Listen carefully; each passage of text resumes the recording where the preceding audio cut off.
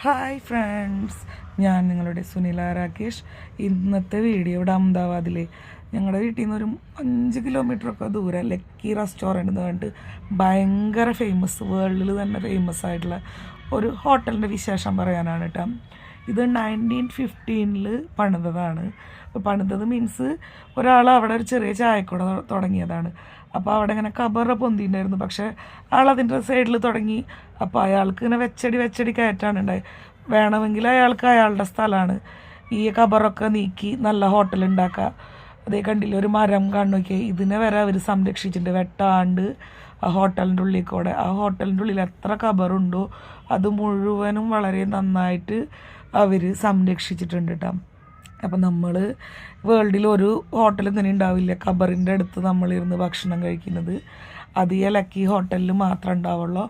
അപ്പോൾ എത്ര നന്നായിട്ടും നന്നാവാൻ മീൻസ് രക്ഷപ്പെട്ടിട്ടും ഈ ഖബറിനെ ഒന്നിനും നീക്കിയിട്ടില്ല. അല്ലെങ്കിൽ ഈ ഖബറിലുള്ള ഈ ഹോട്ടലിലുള്ള ഈ മരത്തിനൊന്നും ഇതാക്കാണ്ട്, മരത്തിന് നോക്കി ഒരു ഇരുമ്പൻ കമ്പി വെച്ചിട്ട് സപ്പോർട്ട് കൊടുക്കണം, അത് ഉയർന്ന് പൊക്കോട്ടെ എന്ന് വെച്ചിട്ട്. അപ്പം അതുപോലെ തന്നെ അയാൾക്ക് ഉയർച്ച ഉണ്ടായിട്ടുണ്ട് കേട്ടോ ഈ ഹോട്ടലിനെ കൊണ്ട്. നമുക്ക് എന്താ പറയുക, കൈ കഴുകാനൊക്കെ വാഷ് ബേസിനൊക്കെ ചെറിയൊരു പ്ലേസാണ്. പക്ഷേ ബാക്കി ഈ ലക്കി ഹോട്ടലുകാർക്ക് വെച്ചടി കയറ്റം എന്ന് പറഞ്ഞ പോലെ നല്ല അതിൻ്റെ മുകളിലൊക്കെ നല്ല നല്ല ഹോട്ടലൊക്കെയാണ് ഉണ്ടായിട്ടുള്ളത്. ഇതെവിടെയാണ് സ്ഥിതി ചെയ്യുന്നത് വെച്ചാൽ അഹമ്മദാബാദ് റെയിൽവേ സ്റ്റേഷനിൽ നിന്ന് ഒരു 2 കിലോമീറ്ററൊക്കെ ഉണ്ടാവുള്ളൂ. ലാൽ ദർവാജ എന്ന് പറയും. അപ്പോൾ അവിടെയാണ് ഞാനും രാകേഷേട്ടനും ഓരോ മസാല ദോശ കഴിച്ചുട്ടാ.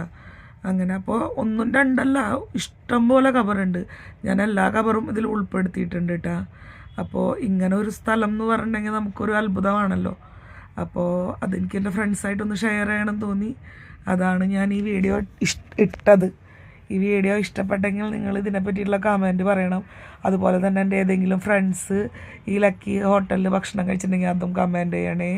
അപ്പോൾ thank you for watching. Have A nice